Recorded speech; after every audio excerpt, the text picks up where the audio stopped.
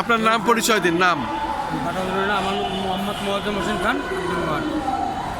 আমরা সরকারের কাছে এই যে আমাদের সহযোগিতা, আমরা এই যে কাজকর্ম করি তাতে আমাদের যে ভাতা আমরা যে পাই তাতে আমাদের কোনো রকমেই পোষায় না। এবং আমাদের যদি সরকার যদি আমাদের দিকে দৃষ্টি দিত তাহলে আমরা মনে হয় যে খাইয়ে বাচ্চা নিয়ে একটু থাকতে পারতাম। এবং এটাই আমরা চাই যে সরকার যেন আমাদের সহযোগিতা করে।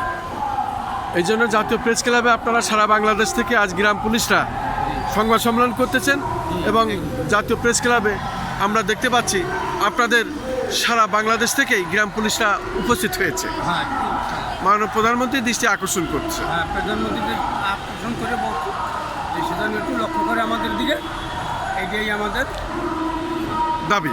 দাবি। ধন্যবাদ আপনাকে অনেক।